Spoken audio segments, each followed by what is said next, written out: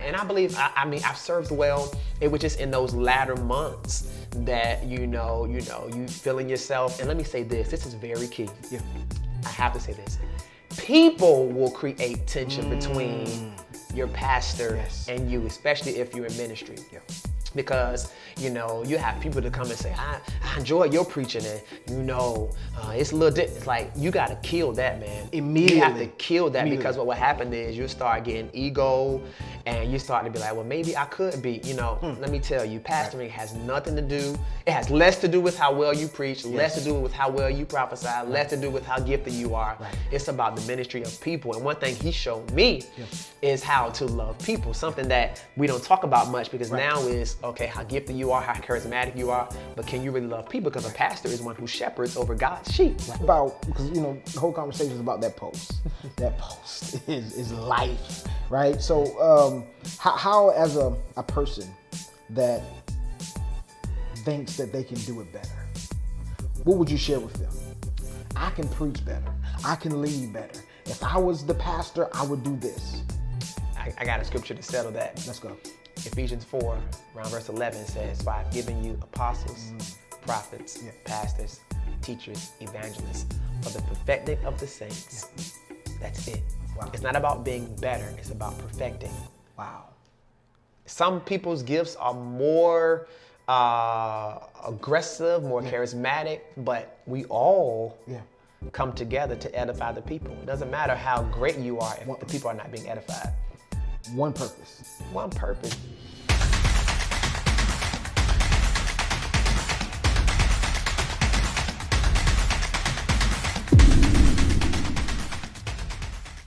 The conversation we want to have today is talking about when you're not the set leader. Because the truth of the matter is sometimes that when we're not the set leader, and I think most people that's in ministry have been there before, we feel as if we would do a better job if we were the set minister or the set leader as a preacher. You got uncomfortable conversations. It's a big one. Do you have to look a certain way? Dress, because for some reason I got my Gucci shoes on down. Do we have to look a certain way? I would say this. I don't believe your identity starts in the pulpit. I believe it starts in your perspective of how you see yourself. So I think anybody should always want to present themselves well. I believe you should always be respectable. For me, as per se, I wear skinny jeans, but I don't want to wear something too tight where it becomes a hindrance to somebody else. Wow. So I think you should always be presentable and also be respectable in how you dress. And if it's in your own church, if you pastor your own church, you create the culture by how you dress. If you're in another man's or another woman's church, you respect that culture. But I think it should always just be presentable. I think you should always want to look in a way where people respect you. Because if your outfit is a distraction to the message, then you defeat the purpose of being in the pulpit anyway. Pastor Teron has a big heart, man. So he really desires to grow people and help people grow into their gifts. So gave me the opportunity to minister as the youth pastor. And then because they had youth church on third Sundays, I preached third Sundays in the main sanctuary. And then I also preached on fifth Sundays. Those were 2 youth Sundays. Fifth Sundays come up a few times throughout the year. So, my gift is growing. I'm learning how to, learning my formula per se. So at what point did your heart get pricked for that message that you posted on Facebook? So I guess yesterday I was being transparent about a conversation about just communicating. I'm working to be a better communicator. Okay. In terms of not just the gospel, but just communicating with people, heartfelt, how I feel. And I was just in a transparent, vulnerable moment, and I thought about that situation. And so often, man, we leave a ministry, and although we know our next assignment, we don't close out the present assignment or steward it well. How you leave says a lot about, how you started things as well.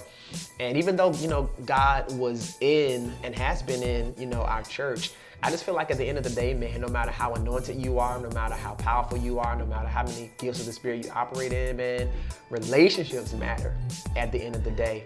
And I felt like, I didn't steward the relationship well. I think, I had a gift, but I don't think my character spoke to a level that I really wanted to be known for, particularly in that case. Right. And some people won't tell you the full story because you don't really have a lot of details. And they see the transition, they see, oh, you starting your own thing, but they don't see, what casualties came as a result of you not breaking the relationship, or more so transitioning well. Yeah.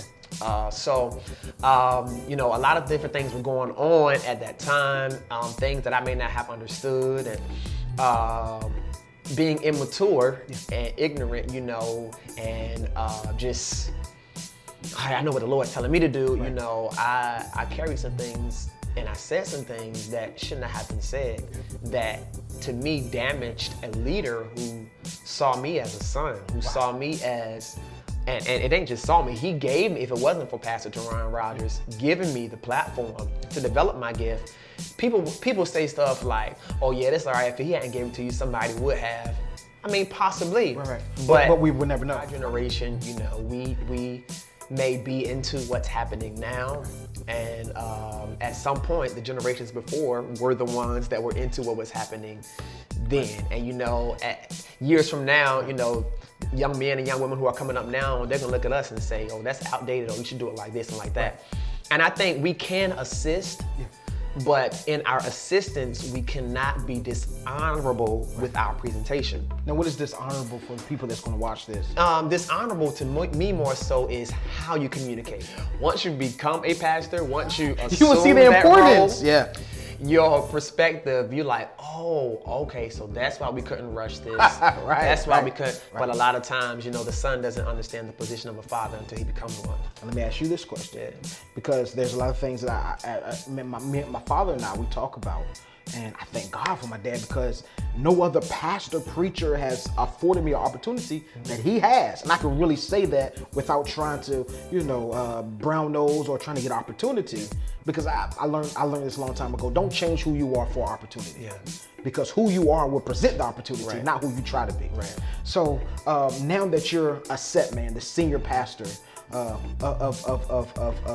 your church, how is it different now, the way you view the way that you did ministry back then to now?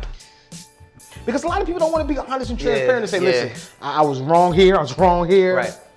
I think, if anything, if I was a second in command, knowing what the first in command goes through, I would just offer more grace. Wow.